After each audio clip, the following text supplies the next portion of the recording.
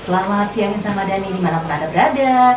Gimana kabarnya di kesempatan siang hari ini edisi 1 Desember 2022, tepatnya di menit ke-22 lepas dari pukul 14 siang.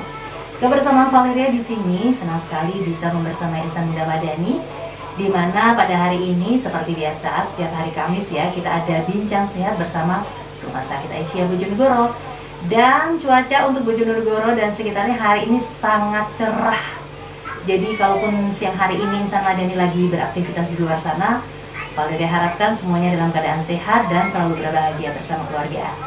Nah, walaupun ada sebagian daerah-daerah di sekitar Bojonegoro yang mungkin daerahnya kali ini lagi tidak bagus cuacanya, ya yuk kita mulai bersiap-siap diri karena seperti tema yang kita ambil pada saat ini tepat sekali dengan judul waspada bencana alam akibat cuaca ekstrim. Telah hadir bersama kita ada seorang narasumber yang bakal memberikan informasi seputar apa sajakah yang bakal kita kupas tuntas di kesempatan tema kita. Ada Mbak Nurse Novi Husnul Mawadah, Sarjana Keperawatan selaku Wakil Sekjen DMC dari Rumah Sakit Aisyah Bojonegoro. Tanpa berpanjang lebar karena memang waktunya hanya 1 jam saja, yuk kita sapa dulu. Ada Mbak Novi. Halo, assalamualaikum Mbak Novi. Waalaikumsalam warahmatullahi wabarakatuh. Oke, betul ya aku panggil Mbak Novi ya? Betul, saya juga namanya Mbak Ria ini ya. Oke, boleh. Gimana kabarnya Mbak? Alhamdulillah Mbak, siang ini meskipun habis shift tadi ya, 2 malam, dan dengan persiapan mendadak, alhamdulillah bisa hadir di sini menemani dan menyapa sahabat Madani. Luar biasa. Bersama Mbak Ria, kita akan ngobrol-ngobrol aja ya Mbak ya. Iya, ngobrol-ngobrol, bincang-bincang santai gitu ya. Iya betul. Oke, Mbak Novi, selaku Wakil Sekjen dari DMC dari Rumah Sakit Aisyah Bojonegoro nih ya, banyak di antara masyarakat Bojonegoro itu belum tahu mungkin DMC itu apa gitu ya. Iya. Karena memang ini mungkin ada beberapa hal baru yang mereka juga baru dengar gitu. Nah, Betul. ini saatnya Mbak Novi mendapat tugas untuk menginformasikan kepada Insan Muda Madani. Silakan Mbak Siap. Novi. Baik, saya sapa dulu. Selamat siang, sahabat Madani. Saya Novi ya, seperti yang dikenalkan tadi. Biasanya sih kalau di kebencanaan kita kalau manggil teman supaya lebih akrab sih kita pakai senior gitu ya, karena memang diklatnya lebih awal aja Mbak. Gitu. Ada pengalaman lebih awal, jadi saya kalau di DMC itu sering dipanggilnya saya Novi seperti itu. Jadi akan saya perkenalkan ya, semoga siang ini saya berharap juga sahabat Madani bisa menyimak dengan baik karena cuacanya juga lagi cerah. Semoga semuanya juga ikut cerah, hatinya juga cerah, rezekinya cerah. Iya, setuju. Ya baik, kita kembali lagi ke DMC ya Mbak ya. DMC itu lebih dikenal dengan Komite Kesehatan Bencana Rumah Sakit. Jadi di rumah sakit itu diharapkan ada komite yang memang betul-betul standby dan fokus di kebencanaan, seperti itu. Jadi DMC di sini memang kita fokusnya di disasternya di komite ya, di kebencanaan, di kesehatan, di medis. Tetapi kita lebih banyak juga untuk kegiatannya kita perbanyak, nggak hanya di medis seperti itu. Supaya apa? Untuk meningkatkan semangat, kemudian juga agar lebih bermanfaat lagi untuk sesama. Karena terkadang di dalam kebencanaan itu yang dibutuhkan juga nggak hanya kesehatan saja, di area medis saja, tetapi mereka kadang juga butuh logistik untuk konsumsi seperti itu. Nah, seperti dapur umum kadang-kadang kan dibutuhkan juga tuh waktu bencana. Kemudian ada juga ketika ada bencana orang tenggelam misalnya kan yang dibutuhkan juga nggak hanya medis, peralatan-peralatan logistiknya semacam itu, ada LCR mungkin yang diperlukan. Nah itu kan juga penting, jadi nggak hanya di dunia medis saja, sehingga kita di sini selain di medis kita nggak hanya fokus di situ, tapi kita juga lebih ke mana yang lebih bermanfaat di suatu daerah yang mengalami bencana seperti itu. Oke, jadi DMC dari Rumah Sakit Aisyah Bojonegoro ini dibentuk memang untuk kegiatan di luar rumah sakit gitu ya. Betul. Yang sifatnya itu sosial kemasyarakatan, di mana bukan hanya mencakup medis saja, bisa jadi iya, bisa jadi logistik, bisa jadi bantuan sosial lainnya gitu ya. Dan kegiatan yang dilakukan oleh DMC tidak hanya melulu masalah kebencanaan aja, mungkin semacam outbound kayak gitu juga di-handle oleh DMC. Bisa jadi kita kadang-kadang gitu. juga ada simulasi bencana kayak kemarin yang terakhir kita lakukan bersama TK ada itu kayak di alun-alun, nah itu ada simulasi bencana. Jadi kita menanamkan SPAB, pendidikan aman bencana mulai sejak dini. Jadi mulai dari kecil itu kita tanamkan kepada adik-adik yang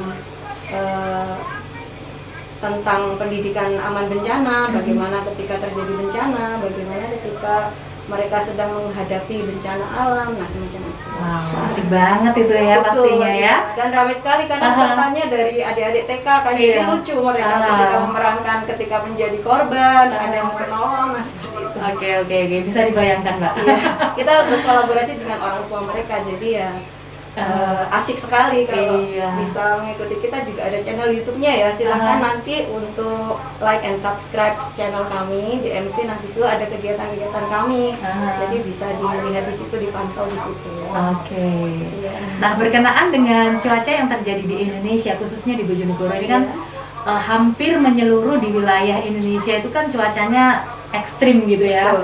Kadang-kadang seperti ini, kadang-kadang sudah cerah, tiba-tiba nanti mendung kayak gitu ya. Nah, kita juga perlu tahu nih sebenarnya cuaca ekstrim itu sebenarnya seperti apa dan definisinya bagaimana gitu Mbak? Betul, ya, cuaca ekstrim itu sebenarnya kalau kita dengar dari kata ekstrim ya Mbak ya, ekstrim itu kan suatu yang luar biasa, yang di luar normal ya. Wow banget gitu ya. Intinya kalau perubahan cuaca yang ekstrim berarti cuaca yang awalnya dari baik-baik saja menjadi tidak baik-baik saja, dari misalnya normal, kondisinya kondusif menjadi suatu yang ekstrim atau menjadi suatu yang di luar normal, di atas normal, termasuk intensitas hujan, kemudian suhu dan kelembapan, kemudian curah angin, hembusan angin kayak gitu ya, ada jarak pandang, seperti itu. Jadi kelembapan itu juga mempengaruhi terhadap jarak pandang, kemudian mempengaruhi terhadap pernafasan juga, nah seperti itu.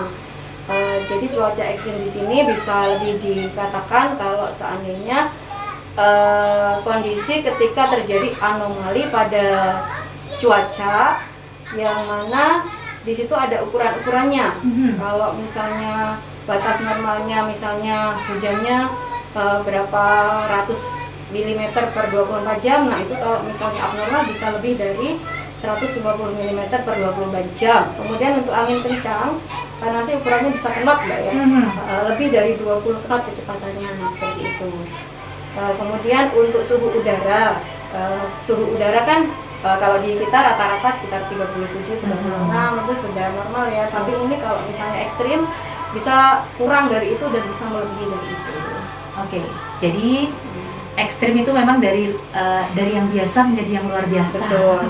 Jadi yang biasa-biasa saja akhirnya menjadi yang nggak biasa. Iya, betul banget.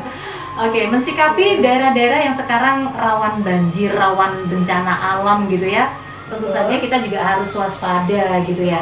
Dan kita harus tahu nih tindakan-tindakan apa saja yang harus kita ketahui apabila terjadi yang namanya bencana alam. Nah, dari yang kita sampaikan tadi nih Mbak, tindakan waspada bencana alam itu seperti apa Mbak?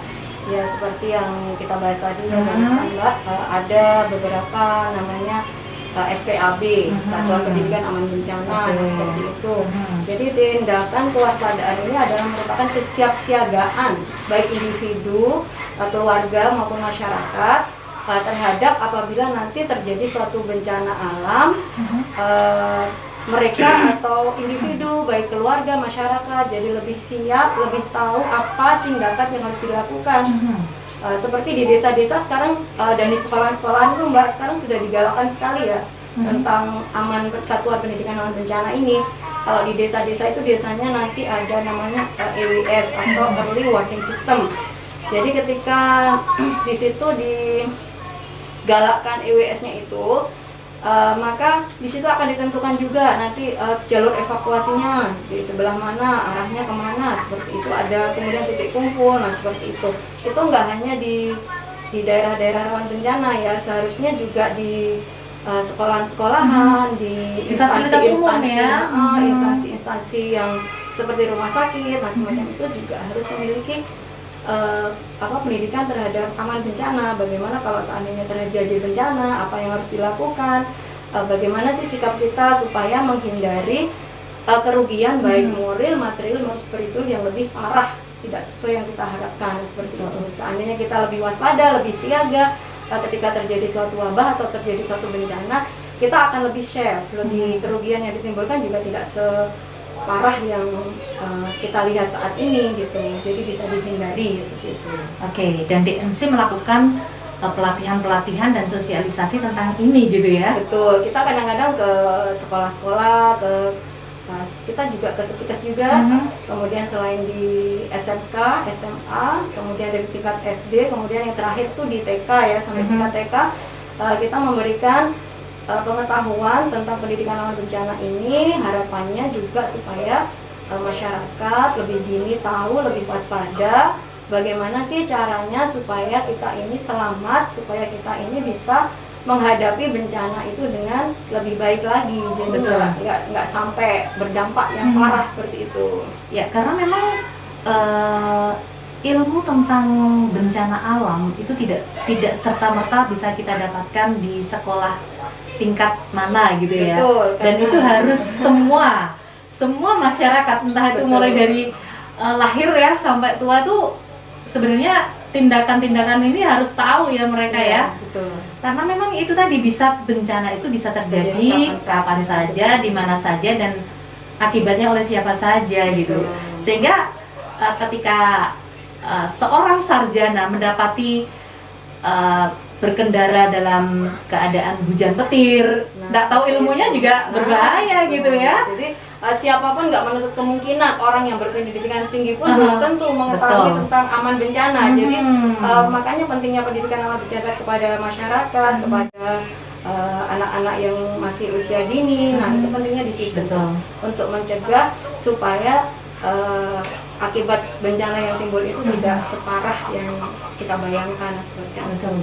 Setuju banget kalau itu memang harus semua lini dapat ilmunya gitu ya. Nah selain banjir, gempa gitu, bencana-bencana apa lagi yang berpotensi bisa kita hadapi, Mbak? Sebenarnya bencana itu banyak sekali ya. Kalau kategori bencana itu kadang-kadang bencana nggak hanya bencana alam yang seperti kita kenal, seperti bencana banjir, tanah longsor, angin kencang, dan gempa yang seperti viral baru-baru ini ya di Cianjur.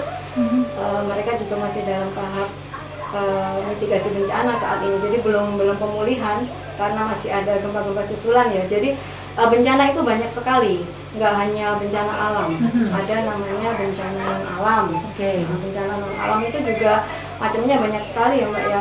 Misalnya kalau misalnya kecil aja akibat dari konsleting listrik yang menyebabkan kebakaran, seperti itu kan ada contoh dari bencana non alam seperti itu. Kemudian kompor yang meledak seperti itu ya. Nah, itu juga akhirnya mengakibatkan kebakaran, dan kebakaran itu kan kadang-kadang juga cepat meluasnya ya. Kalau misalnya di daerah rumah yang padat penduduknya, lingkungan yang padat masyarakatnya, nah di situ kan menyebarnya juga cepat sekali. Nah seperti itu contoh dari kejadian-kejadian non alam. Kemudian ada lagi namanya bencana sosial. Itu termasuk konflik, termasuk kerusuhan, kayak gitu ya, konflik sosial. Adanya istilahnya demo semacam itu bisa dikatakan juga bencana. Ada juga bencana yang biologis ya, ada juga ini kriteria bencana ini kalau kita pelajari sebenarnya banyak sekali, cuman kalau misalnya kita kupas di sini nggak selesai gitu ya. Kalau bencana biologis itu lebih ke kayak contohnya yang 2 tahun yang lalu Mbak kita hadapi seperti pandemi. Nah itu bisa dikatakan bencana biologis karena itu penyebabnya adalah seperti virus, bakteri, parasit yang mengakibatkan kerugian, kemudian menyebabkan dampak yang negatif terhadap masyarakat. Itu dinamakan bencana biologis karena penyebabnya. Jadi ternyata banyak sekali ya. Disebabkan oleh alam, bisa disebabkan oleh manusia. Jadi kita nggak selesai kalau ngupas tentang bencana di sini. Iya, kita kupas bawang aja ya. Betul. Bencana banyak sekali. Iya. Nah, apabila ibaratnya kalaupun sudah terjadi bencana gitu ya, karena memang bencana itu banyak sekali bisa terjadi, bisa dialami oleh siapa saja. Nah, mungkin Mbak Novi bisa kasih contoh nih, apabila seseorang itu mengalami bencana gitu ya, terus kemudian apa yang harus dilakukan, apa yang harus dipersiapkan. Betul. Karena memang harus prepare gitu ya Mbak ya. Betul. Mungkin Karena bisa dicontohkan gitu bencana apa, terus harus bagaimana gitu. Betul, karena kita kembali lagi ke topik ya, waspada terhadap bencana. Jadi kita juga perlu mempersiapkan diri supaya ketika nanti suatu bencana atau suatu musibah itu menimpa ke daerah kita misalnya, yang mudah-mudahan enggak ya Mbak ya. Kita bahas bencana sih, tapi kita berdoanya jangan sampai ada bencana. Cuman kalaupun sampai terjadi, kita juga perlu siaga, istilahnya perlu mempersiapkan diri ya. Yang pertama harus waspada Mbak, waspada terhadap bencana dengan membekali diri kita dengan pengetahuan tentang bencana itu tadi ya. Misalnya banjir, nah kalau misalnya banjir kan bagaimana kita mempersiapkan diri kita ketika terjadi banjir. Misalnya membekali diri kita dengan ilmu supaya bisa berenang misalnya ya, seperti itu juga merupakan contoh. Kemudian ada beberapa hal yang harus kita prepare, termasuk kita mempersiapkan tas siaga bencana, tas darurat bencana itu juga penting ya, karena tas darurat bencana di sini juga ketika kita siapkan dan terjadi betul-betul bencana itu bisa sangat menolong nantinya untuk kita bertahan hidup.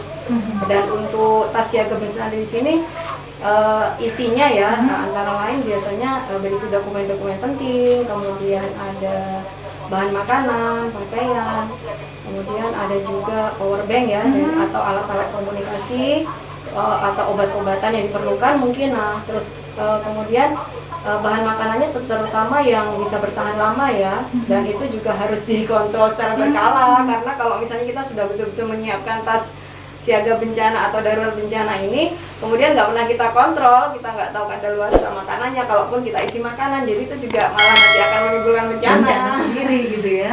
Dan kita letakkan tas darurat bencana atau tas siaga bencana ini di rumah kita dengan harapan nanti kalau seandainya pun terjadi kita akan aman.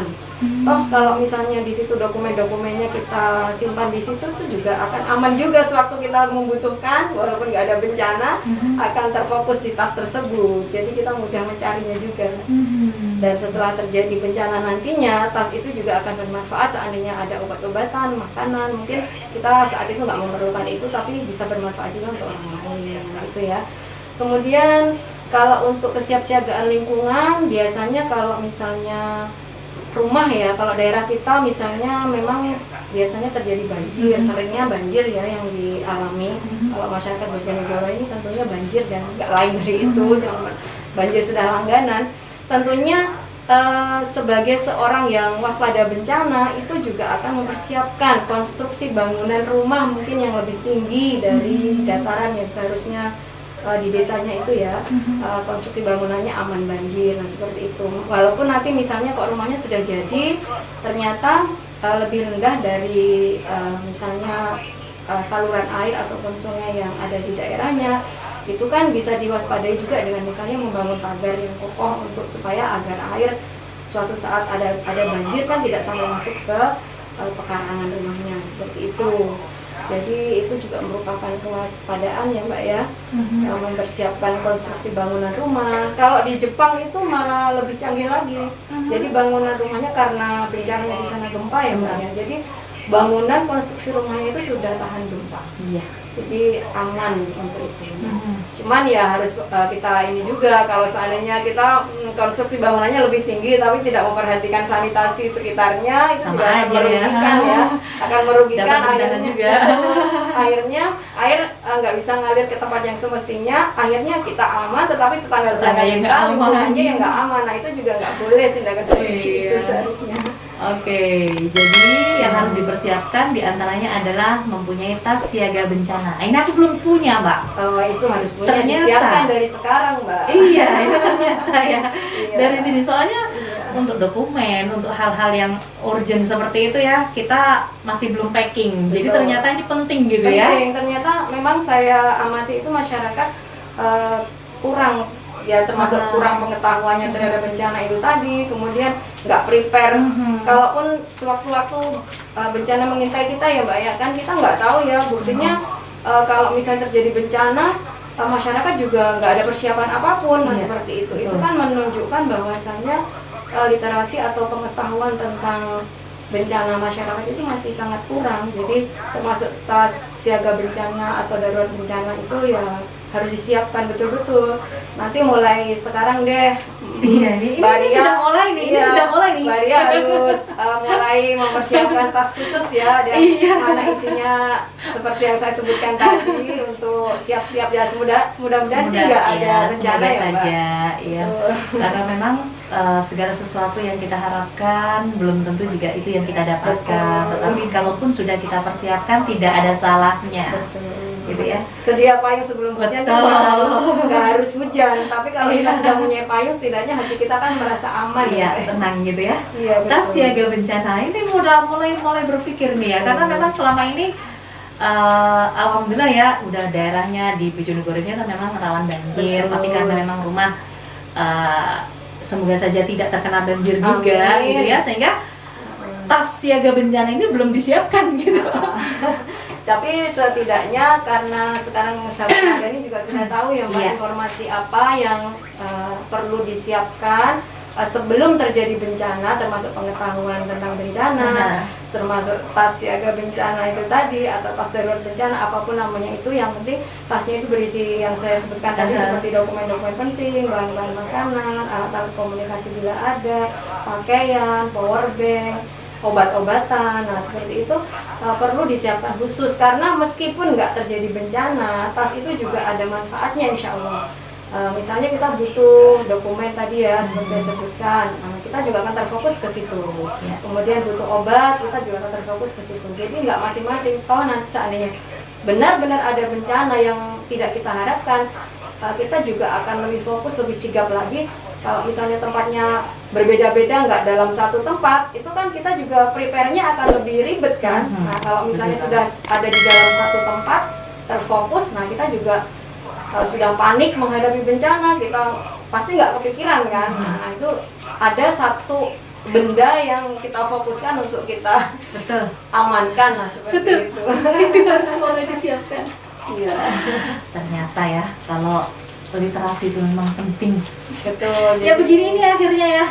Saya tahu masyarakat jadi lebih paham juga. Gitu. Sahabat Madani juga perlu mulai prepare ini, karena memang perubahan cuaca ekstrim di Bojonegoro ini juga sangat meresahkan ya Mbak ya. Buktinya yang kemarin barusan terjadi di Ngadiluhur, kan itu juga bencana yang seharusnya tidak terjadi juga. Cuman kan karena mungkin luapan dari Sungai Pacar ya waktu itu, yang mana ketika di daerah Ngadiluhur tidak hujan, intensitas hujannya ya biasa-biasa aja, tetapi terjadi banjir yang tidak semestinya, itu kan akibat dari curah hujan yang tinggi di daerah yang lain. Nah seperti itu juga harus diwaspadai. Jadi kita kalau bisa kita setiap saat memantau. Sekarang kan lebih mudah ya kita memantau cuaca seperti itu, perakiraan cuaca. Jadi kita melihatnya jangan cuaca di daerah kita aja.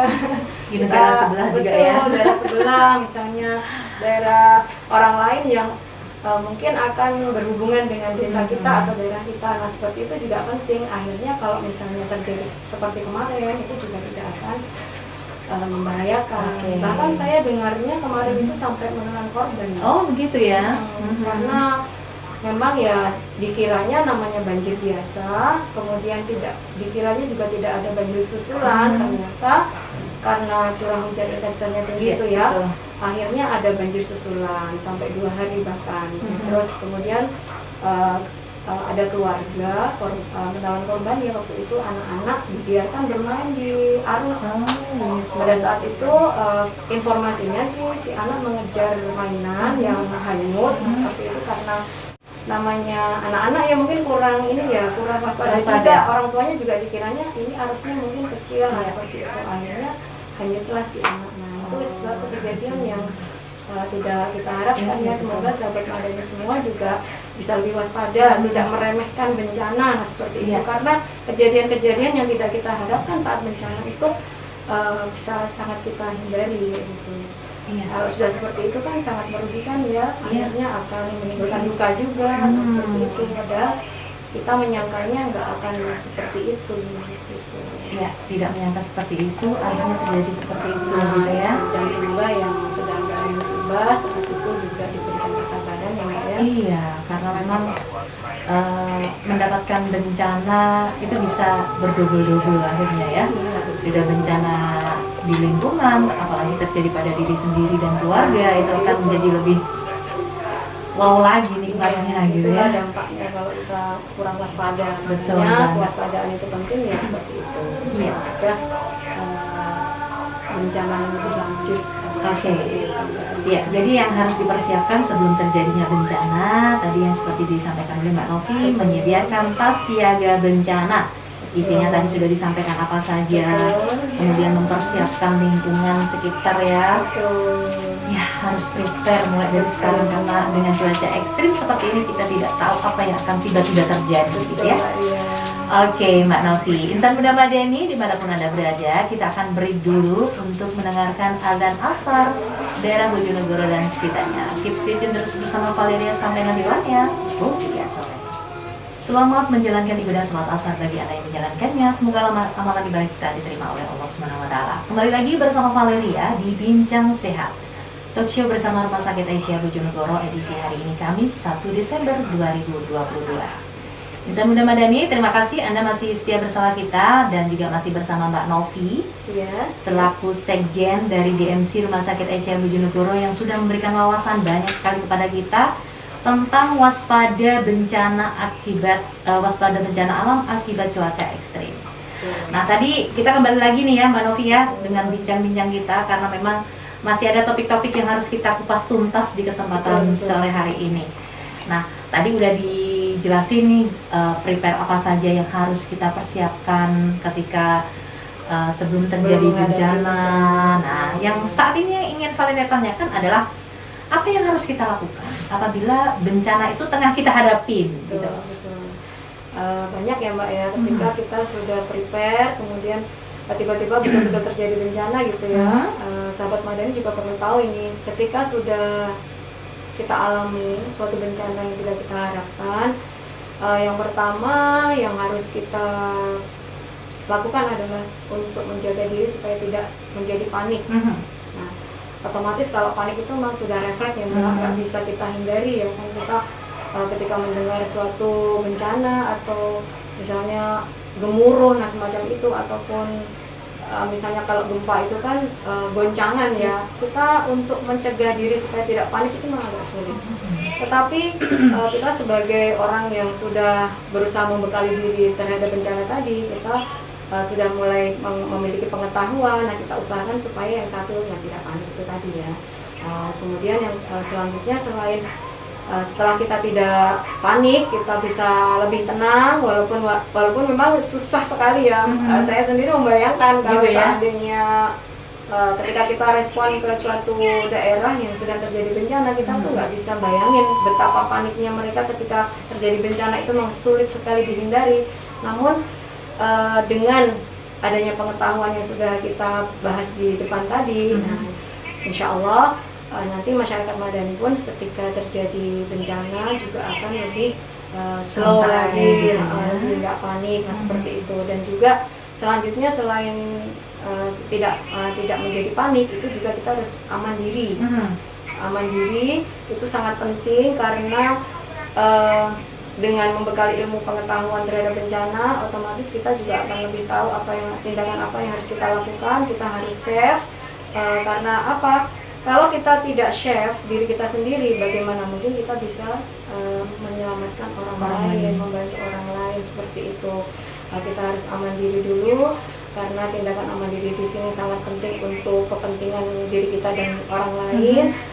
Kemudian selanjutnya aman lingkungan, seperti itu. Selain kita tetap fokus, tetap berdoa supaya bencana yang sedang kita alami segera berakhir, kita juga berusaha untuk chef, dan kalaupun kita memiliki kemampuan, kita bisa menyelamatkan masyarakat yang lain atau orang yang sedang dalam bencana kalau kita sudah chef.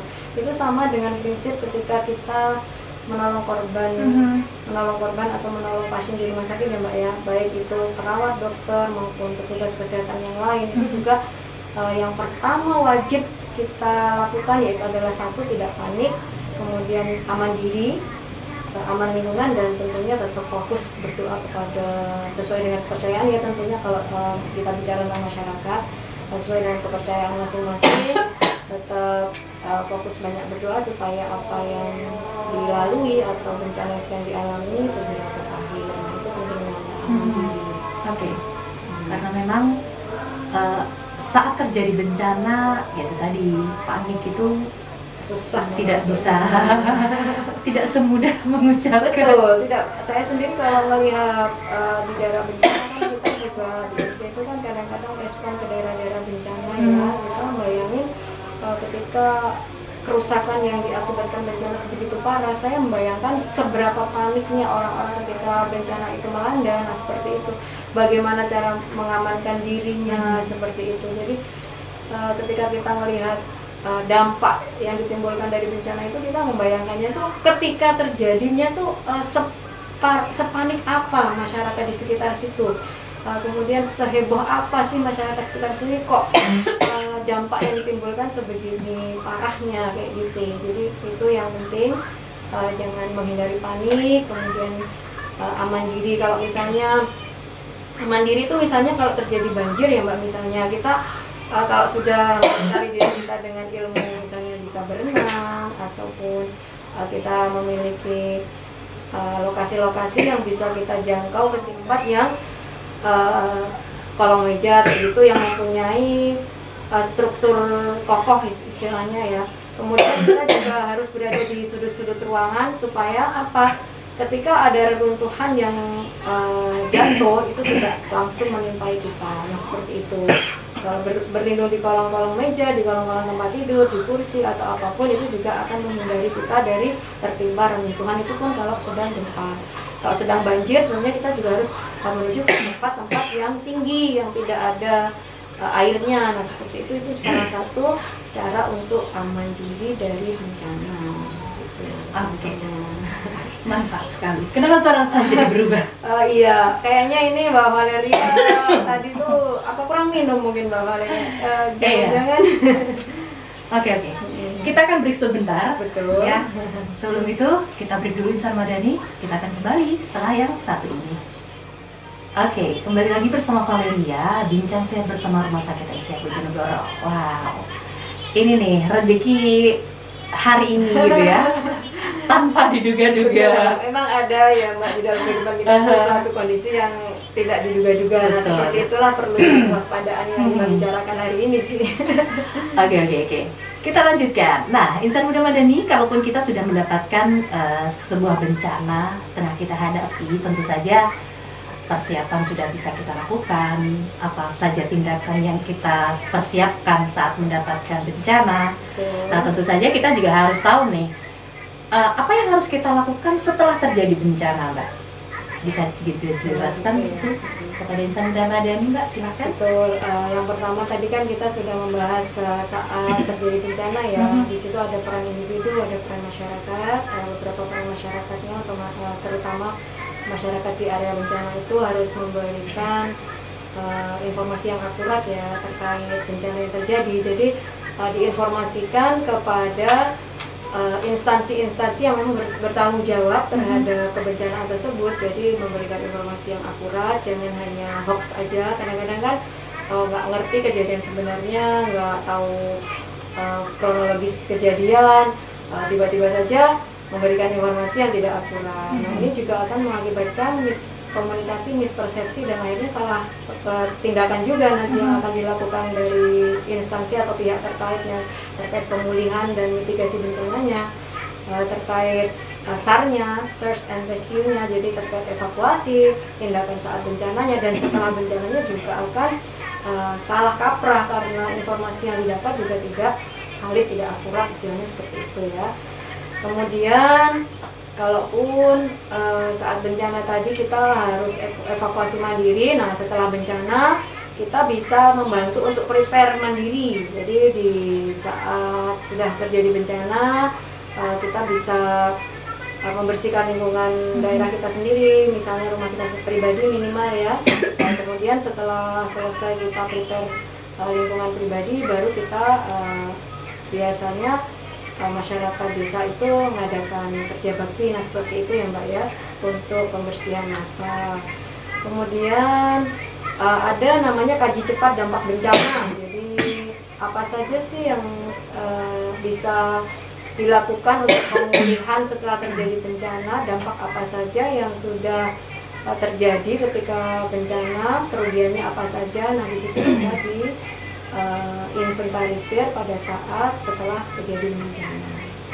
Kemudian ada beberapa masyarakat yang memang harus respon tanggap terhadap hal-hal yang berkaitan dengan dampak bencana yang ditimbulkan. Nah seperti itu akhirnya akan mempercepat rekonstruksi dan pemulihan setelah terjadi bencana. Nah seperti itu Mbak Ria, kira-kira yang bisa dilakukan. Oke. Ternyata ilmu semuanya itu daging semua ya.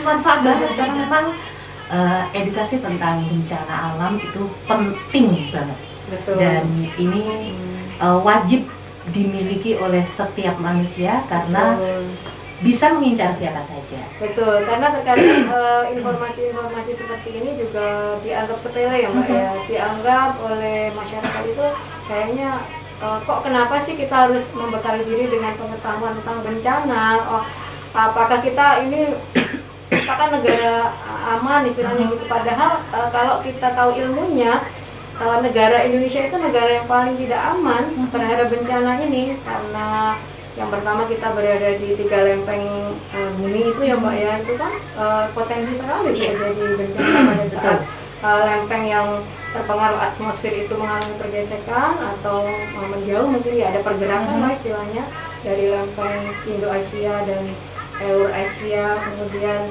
lempeng Pasifik, lempeng Indo-Australia. Nah dari 3 lempeng itu ketika mengalami pergerakan maka bisa bumi Indonesia ini bisa luluh lantak seperti itu. Betul banget. Jadi tidak yang di bantaran atau di sekitar laut misalnya mungkin ya yang lebih waspada. Jadi meskipun di daerah yang jauh dari laut, kemudian seperti gempa yang di Cianjur itu kan tidak di dekat laut ya, pusat gempanya kan di darat. Nah seperti itu, jadi nggak melulu Tidak diduga. betul, tidak di dasar laut aja.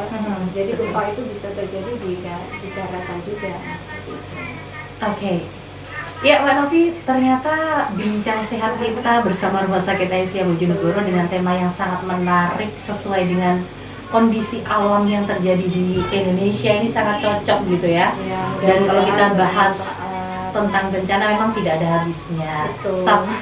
Satu jam saja kurang gitu ya. Banyak sekali sebenarnya yang bisa kita kupas, tapi kiranya untuk saat ini cukup. Mungkin bisa kita kaji kembali di lain waktu dan kesempatan gitu ya. Yang penting pesan untuk masyarakat, tolong untuk benar-benar mempelajari, mempersiapkan diri, waspada dan siaga seperti yang dijabarkan di depan yang kita bincangkan tadi ini Mbak. Dan harapan kami mudah-mudahan nanti seterusnya masyarakat akan lebih sadar diri akan bencana sehingga aman terhadap bencana. Seperti itu Mbak Ria. Oke, terima kasih Mbak Novi. Ilmunya ya, tetap semangat berkontribusi terhadap masyarakat Bojonegoro khususnya. Semoga sehat, terus sukses berjaya di dunia sosial gitu ya. Bersama DMC-nya gitu ya. Amin, amin, amin. Amin, terima kasih. Tetap bermanfaat memberikan informasi untuk masyarakat. Iya, semangat pokoknya ya. Oke, Insan Muda Madani kebersamaan kita untuk hari ini saya sudah. Terima kasih untuk semuanya saja yang selalu setia bersama kita. Insya Allah ketemu lagi di pekan depan setiap Kamisnya di Bincang Sehat bersama Rumah Sakit Aisyah Bojonegoro. Terima kasih untuk semuanya. Fastabil khairat. Wassalamualaikum warahmatullahi wabarakatuh. Salam Spirit Madani.